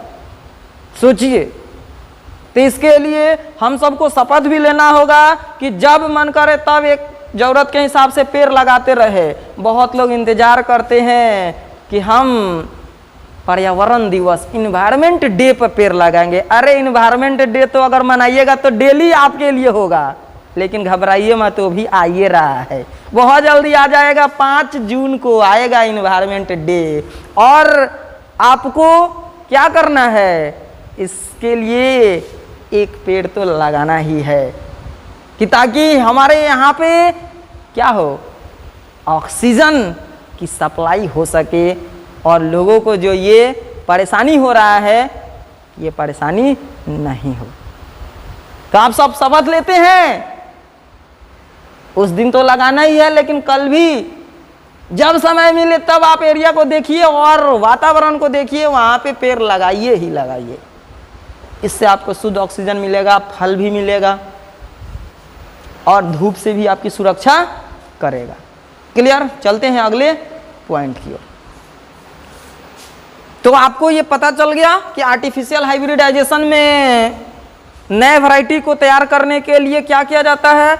ये आर्टिफिशियल हाइब्रिडाइजेशन मेथड है ना, जिसमें क्रॉप्स का इम्प्रूवमेंट किया जाता है, वो भी किसके बीच क्रॉस कराया जाता है। तो डिफरेंट वैरायटी हो, डिफरेंट स्पेसीज हो, चाहे डिफरेंट जेनेरा के प्लांट हो, उसके बीच क्रॉस कराकर एक नए वैरायटी को तैयार किया जाता है। क्लियर? चलते हैं, इसका स्क्रीनशॉट ले लीजिए।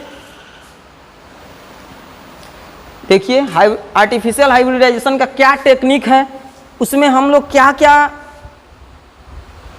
टर्म्स को अपनाते हैं, इसको हम लोग समझ लेते हैं। ये आर्टिफिशियल हाइब्रिडाइजेशन जो है ना, इस हाइब्रिडाइजेशन में आपको क्या करना है, कुछ टर्म है। देखिए, this technique involves the following steps, यानी इस टेक्निक में कुछ स्टेप है, उस स्टेप को फॉलो करना है और आर्टिफिशियल हाइब्रिडाइजेशन अपने आप हो जाएगा।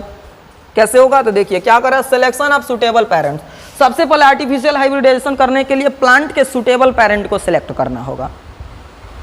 जिस प्लांट में आर्टिफिशियल हाइब्रिडाइजेशन करने जा रहे हैं वो प्लांट सूटेबल है या नहीं है, अच्छे क्वालिटी का है या नहीं है, इस पर भी तो ध्यान रखना होगा ना। जब सिलेक्शन हो जाएगा पेरेंट प्लांट का तो उसके बाद क्या होगा, if the female parents bear bisexual flower, अगर उसमें जो पेरेंट है उसमें आपको पता है कि जो फीमेल रिप्रोडक्टिव ऑर्गन होता है उसके फ्लावर में और मेल रिप्रोडक्टिव ऑर्गन भी होता है, लेकिन यहाँ पे क्या कर रहा है कि अगर बाइसेक्सुअल फ्लावर है तो उसमें तो आपको पता है ना कि फीमेल रिप्रोडक्टिव ऑर्गन और मेल रिप्रोडक्टिव ऑर्गन दोनों होगा। तो वैसे कंडीशन में क्या करना है कि in such crossing experiments it is important to make sure that only the desired pollen grains are used for pollination, यानी अगर सेल्फ पोलिनेशन जिस प्लांट में होता है यानी कि बाइसेक्सुअल फ्लावर है तो उसमें आपको क्या करना है, डिजायरेबल पोलन ग्रेन को उसके स्टिग्मा पर गिराना है, तब जाकर नया वैरायटी तैयार हो पाएगा। तो इसके लिए आपको कुछ स्टेप को अपनाना होगा, कुछ प्रोसेस को करना होगा। वो प्रोसेस क्या है, तो आपको स्क्रीन पर दिख रहा है एक प्रोसेस है इमेस्कुलेशन। क्या है, इमेस्कुलेशन, और एक पॉइंट आपको दिख रहा है बैगिंग। ये दोनों पॉइंट एक दूसरे से कोरिलेटेड है, हम आपको एक समझाएंगे दूसरा अपने आप समझ में आ जाएगा। देखिए ये इमेस्कुलेशन की बात करते हैं तो क्या है, तो क्या कर रहा है, रिमूवल ऑफ एंथर, यानी एंथर को क्या करना है, रिमूव करना है, यानी उसको काट कर हटा देना ही इमेस्कुलेशन कहलाता है। लेकिन कहाँ से हटाएंगे, किस फ्लावर के एंथर को हटाएंगे ये भी ध्यान रखना होगा, किसके मदद से हटाएंगे ये भी ध्यान रखना होगा। Removal of anther from the flower bud before the anther dehisces using a pair of forcep is called emasculation, यानी फोर्सेप की मदद से यानी चिमटी की मदद से हमें क्या करना है, यानी कि एंथर के फटने से पहले, यानी एंथर के मैच्योर होने से पहले, यानी इस बाइसेक्सुअल फ्लावर से उसके स्टेमन में से एंथर को काट कर क्या कर देना है, अलग कर देना है। तो इस प्रोसेस को हम लोग क्या कहते हैं, इमेस्कुलेशन के नाम से जानते हैं। तो सिंपल से आप बता सकते हैं ना कि किसी भी बाइसेक्सुअल फ्लावर से एंथर के मैच्योर होने से पहले उसको काट कर हटाने की प्रक्रिया को क्या कहते हैं, इमेस्कुलेशन के नाम से जानते हैं। अब आपको अगला पॉइंट जो दिख रहा है ये बैगिंग की बात करते हैं। तो जैसे आपको बताया जा रहा है कि आर्टिफिशियल हाइब्रिडाइजेशन कर रहे हैं, हमें अनवांटेड पोलन ग्रेन की आवश्यकता नहीं है, यानी जो डिजायरेबल पोलन ग्रेन है, जो हमें आवश्यकता है जिस पोलन ग्रेन का जो अच्छे क्वालिटी का वही पोलन ग्रेन चाहिए। तो इसके लिए हम जिस बाइसेक्सुअल फ्लावर से एंथर को काट कर हटाए हैं तो उसके स्टिग्मा को ऐसे खुला ही छोड़ देंगे। अगर खुला छोड़ देंगे तो दूसरे जगह से कोई भी अनवांटेड पोलन ग्रेन आकर उसके स्टिग्मा पर क्या हो जाएगा, चिपक जाएगा और बाकी प्रोसेस शुरू हो जाएगा। लेकिन हम ऐसा तो नहीं चाहते हैं, हम चाहते हैं कि डिजायरेबल पोलन ग्रेन आए, हमारी इच्छा के अनुसार वैसा पोलन ग्रेन आए जो अच्छे क्वालिटी का हो। तो इसके लिए हमें क्या करना होगा, उस फ्लावर के स्टिग्मा को या पूरे फ्लावर को कवरिंग करना होगा, और कवरिंग करना ही तो क्या कहलाता है, बैगिंग कहलाता है। लेकिन ये भी ध्यान रखना कि कवरिंग करने के लिए हम किसका उपयोग करेंगे, किसका प्रयोग करेंगे। तो अधिकांश जगहों पर कवरिंग के लिए यानी कि बटर पेपर का प्रयोग किया जाता है। किसका, बटर पेपर का। देखिए कुछ यहाँ पे मक्खी भी है जो काफ़ी परेशान कर रही है, आप इस पर ध्यान रखिएगा। यानी किसका प्रयोग किया जाता है, बटर पेपर का हेल्प यूज करते हैं, किसके लिए, बैगिंग करने के लिए। अब यहाँ पे कंडीशन आ रहा है कि बटर पेपर नहीं होगा तो क्या बैगिंग नहीं होगा, अरे हो जाएगा, वहाँ पे आप पॉलीथीन का भी प्रयोग कर सकते हैं, लेकिन अगर बटर पेपर है तो ज़्यादा बेटर होगा। तो ऐसे कंडीशन में क्या कर रहा है बैगिंग में कि इमेस्कुलेटेड फ्लावर, यानी जिसका इमेस्कुलेशन किया गया है उसी फ्लावर को, यानी flowers have to be covered with a bag of suitable size generally made up of butter paper. जैसे आप देख रहे हैं कि suitable size generally made of butter paper to prevent contamination of its stigma with unwanted pollens. अगर butter paper से उसको cover कर देंगे या पॉलीथीन से अगर कवर कर देंगे तो वो क्या करता है, यानी कि दूसरे अनवांटेड पोलन ग्रेन से इस स्टिग्मा को कंटामिनेशन से रोकता है, यानी उसको दूषित होने से बचाता है। इसलिए हमें क्या करना है, कवरिंग कर देना है। अब यहाँ पे कह रहा है कि this process is called bagging. इसी प्रोसेस को हम लोग किस नाम से जानते हैं, बैगिंग के नाम से जानते हैं। तो ये आपको कुछ टेक्निक है जो अपनाना है, तब जाकर ये क्या हो सकता है, आर्टिफिशियल हाइब्रिडाइजेशन हो सकता है। तो आपको पता चल गया कि आर्टिफिशियल हाइब्रिडाइजेशन क्या है, क्रॉप इम्प्रूवमेंट का एक मेथड है जिसमें डिफरेंट स्पेसीज के, डिफरेंट वैरायटी के या डिफरेंट जेनेरा के प्लांट के बीच आपस में क्या कराया जाता है, क्रॉस पोलिनेशन कराया जाता है। अगर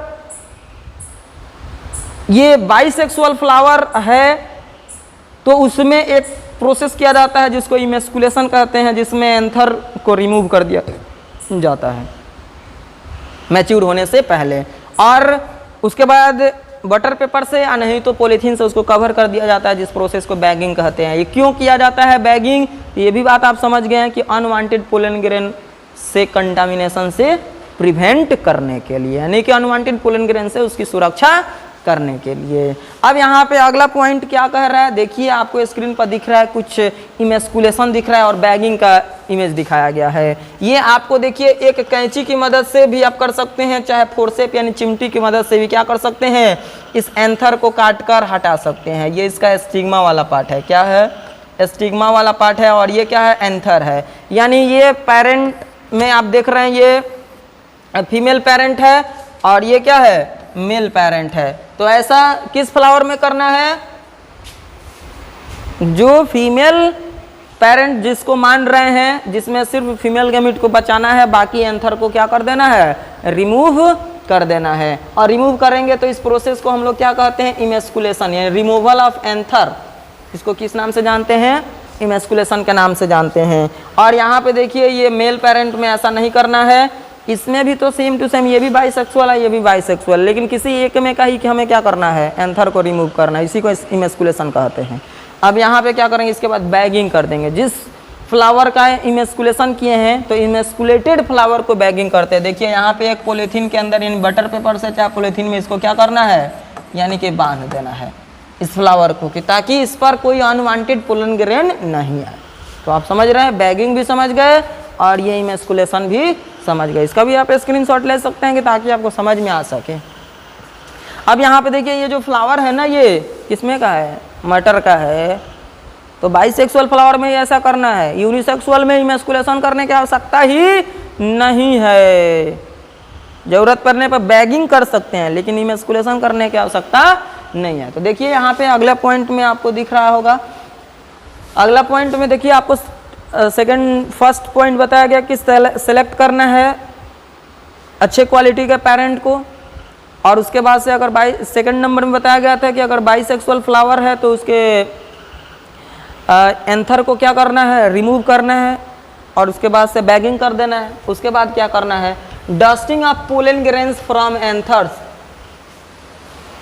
of male parent on the stigma of female parent when stigma attains receptivity and then it is rebagged।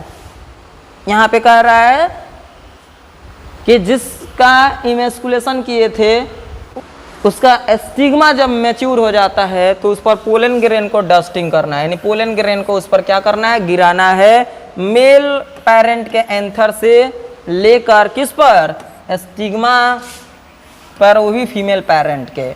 और ये क्या कर रहा है, व्हेन स्टिग्मा अटेंस, यानी जब स्टिग्मा पर ये पोलन ग्रेन को गिराने के बाद से, यानी कि कब गिराएंगे, जब स्टिग्मा उसको रिसेप्ट करने के लिए यानी मैच्योर हो गया है, एक्टिव हो गया है, तभी जाकर पोलन ग्रेन को एक्सेप्ट कर पाएगा, नहीं तो ऐसे वो एक्सेप्ट नहीं कर पाएगा। तो जब अटेन करने योग्य हो जाएगा तो उसके बाद से क्या करेंगे, पोलन ग्रेन को गिराने के बाद से फिर उसको रीबैग कर देंगे, यानी पहले तो बैगिंग था ही, उसके बाद से पोलन ग्रेन को उसके स्टिग्मा पर गिराया, जो वांटेड पोलन ग्रेन है, जो इच्छित या डिजायरेबल पोलन ग्रेन है, उस पोलन ग्रेन को गिराने के बाद से फिर उसको क्या करेंगे, रीबैग्ड कर देंगे, फिर से एक प्लास्टिक से ढक देंगे कि ताकि फिर से कोई दूसरा पोलन ग्रेन नहीं आ जाए। इसके बाद क्या कर रहे हैं अगला पॉइंट में कि fruits are then allow to develop, उसके बाद से फ्रूट बनाने के लिए अलाउ कर देना है, वो अपना धीरे धीरे अब क्या करते जाएगा, डेवलप करते जाएगा, आपको कुछ करने की आवश्यकता नहीं है। यहाँ पे क्या कर रहा है कि if the female parent produces unisexual flower, अगर फीमेल पेरेंट क्या है, यूनिसेक्सुअल फ्लावर का है, there is no need for emasculation. आपको पहले ही बताया गया था कि अगर यूनिसेक्सुअल फ्लावर का फीमेल पेरेंट है तो उसमें हमें इमेस्कुलेशन की कोई आवश्यकता नहीं है, ये सिर्फ बाइसेक्सुअल फ्लावर में ही किया जाता है। क्यों? क्योंकि खुद उसी का पोलन ग्रेन से कहीं हो सकता है उसका स्टिग्मा क्या हो जाए, पोलिनेटेड हो जाए, तो उसको प्रिवेंट्स करने के लिए क्या करते हैं, इमेस्कुलेशन करते हैं, बैगिंग करते हैं। क्लियर? तो आप इसका स्क्रीनशॉट ले लीजिए और देखिए आपको स्क्रीन पर दिख रहा है अगला पॉइंट। अगला पॉइंट क्या है, आपके लिए एक बेहतरीन सा क्वेश्चन आ गया, आप इसको देखिए और फटाफट और कमेंट करके इसका सही जवाब भेज दीजिए। क्वेश्चन आपके सामने है और ऑप्शन भी आपके सामने है, एक एक करके देखिए स्क्रीन पर आ गया। क्वेश्चन क्या कह रहा है, क्वेश्चन कह रहा है कि removal of anther from the flowers bud before the anthers dehiscence is called, यानी फ्लावर से एंथर के डिहाइसेंस होने से पहले यानी फटने से पहले एंथर को रिमूव करने का जो प्रोसेस है उसको क्या कहते हैं। फर्स्ट ऑप्शन है बैगिंग, सेकेंड ऑप्शन है इमेस्कुलेशन, थर्ड ऑप्शन है जर्मिनेशन और फोर्थ ऑप्शन है नॉन ऑफ दीज। अगर आपको इसमें से कोई आंसर लग रहा है तो फटाफट कमेंट रुकना नहीं चाहिए, ये आपके लिए मोस्ट इम्पॉर्टेंट क्वेश्चन है और इस पर ध्यान दीजिए और फटाफट कमेंट करते जाइए, क्योंकि काफ़ी समय से आप पे स्टडी कर रहे हैं और ये क्वेश्चन हमें लग रहा है कि लास्ट ही है। आप फटाफट कमेंट कर दीजिए कि ताकि सही जवाब हमारे पास पहुंच सके। आप इतना देर से क्लास अटेंड किए हैं तो इसका सही जवाब बच्चों के द्वारा भेजा जा रहा है। बहुत गुड, वेरी गुड। देखिए इसका सही जवाब होगा ऑप्शन बी, जिसको किस नाम से जानते हैं, इमेस्कुलेशन का नाम से जानते हैं। देखिए इमेस्कुलेशन क्यों कह रहे हैं तो आपको पढ़ाया गया, removal of anther is called emasculation. Clear? Bagging तो कवरिंग को बोलते हैं ना, ये तो होगा ही नहीं। और जर्मिनेशन तो जर्मिनेट करता है ना, और ये तो नॉन ऑफ दिस, तो आप समझिए रहे हैं। तो ये इसका राइट ऑप्शन क्या हो जाएगा, B is correct answer of this question. Clear? चले आगे। आपके स्क्रीन पे एक और क्वेश्चन है, आप इस लास्ट क्वेश्चन का जवाब दे दीजिए, उसके बाद से क्लास को ओवर कर देंगे लोग हम लोग। देखिए आपके स्क्रीन पर ये क्वेश्चन क्या कह रहा है, फटाफट आ जाइए, ऑप्शन भी आ जाइए, उसके बाद ही हम आपको क्वेश्चन बताते हैं। ऑप्शन आने के लिए बेचैन रह रहा है, आइए गया। देखिए क्या कर रहा है, the structure which guide the pollen tube into synergid is. क्या कह रहा है कि उस स्ट्रक्चर का नाम बताइए जो पोलन ट्यूब के एंट्री करने में क्या करता है, हेल्प करता है, उसको गाइडेंस यानी उसका डायरेक्शन देता है। और ये कहाँ पर पाया जाता है, सिनर्जिड में होता है। सिनर्जिड में पाया जाने वाला वो कौन सा स्ट्रक्चर है जो पोलन ट्यूब के एंट्री को क्या करता है, गाइडेंस करता है, यानी उसका डायरेक्शन बताने का काम करता है। फटाफट बताइए। फर्स्ट ऑप्शन दिख रहा है एंटीपोडल्स, सेकंड ऑप्शन है जर्मपोर, थर्ड ऑप्शन है एरिल और फोर्थ ऑप्शन है फिलीफॉर्म एपारेचस। तो आप जवाब दे दीजिए कि सिनर्जिड में पाया जाने वाला वो कौन सा स्ट्रक्चर है जो पोलन ट्यूब के एंट्री को गाइडेंस करता है, यानी उसका डायरेक्शन देता है कि कहाँ से एंट्री करना है, ये बताने का काम करता है। तो कमेंट रुकना नहीं चाहिए, आने दीजिए, आ रहा है तो एकदम जबरदस्त लगे रहिए। इसका सही जवाब होगा क्या, ऑप्शन डी। डी बोले तो डी के सर, फिजिक्स गुरु, इस 5 व्हील के डायरेक्टर, आप समझ रहे हैं। हाँ तो ये देखिए ऑप्शन डी है, ये बेस्ट आंसर है इस क्वेश्चन के लिए। ये इसको बोलते हैं फिलीफॉर्म एपारेचस। क्या बोलते हैं, फिलीफॉर्म एपारेचस। आपको बताया गया था ना, ओव्यूल का स्ट्रक्चर पढ़ाए थे, उसके बाद एम्ब्रियो सैक का स्ट्रक्चर बताए थे, एम्ब्रियो सैक का। एम्ब्रियो सैक का स्ट्रक्चर जिस दिन बताए थे उस दिन एकदम 100% आपको ये पॉइंट बताए थे फिलीफॉर्म एपारेचस के बारे में, और बताए थे कि ये सिनर्जिड में ही सिर्फ प्रेजेंट होता है। सिनर्जिड के बीच में एक एग सेल होता है जो फीमेल गैमेट जिसको बोलते हैं, उसमें ये नहीं पाया जाता है, सिर्फ सिनर्जिड में ही प्रेजेंट होता है। जो पोलन ट्यूब जब उसके पास पहुंचता है तो गाइडेंस करता है कि आपको यहीं से एंट्री करना है। इसके लिए स्पेशल कुछ केमिकल को रिलीज करता है, यानी कुछ प्रोटीन को रिलीज करता है, उसी से पता चल जाता है पोलन ट्यूब को कि हमें यहीं से एंट्री कर जाना है। तो ये स्क्रीन पर जो क्वेश्चन है क्लियर हो गया? बहुत बेहतरीन तरीके से आप लोग मेहनत किए, इतना देर से क्लास को अटेंड किए। अब हम लोग इसी पॉइंट के साथ इस लेक्चर को ओवर करते हैं और हम उम्मीद करते हैं कि आपको हर एक पॉइंट बेहतरीन तरीके से समझ में आ गया है। अगर समझ में आ गया है तो कमेंट करके बता दीजिए कि आपका कमेंट आता है ना तो दिल मेरा गार्डन गार्डन हो जाता है। और इसी पॉइंट के साथ लेते हैं आपसे विदा, फिर मिलेंगे अगले लेक्चर में। तब तक के लिए आप स्वस्थ रहिए, मस्त रहिए, हंसते रहिए, मुस्कुराते रहिए। जय हिंद।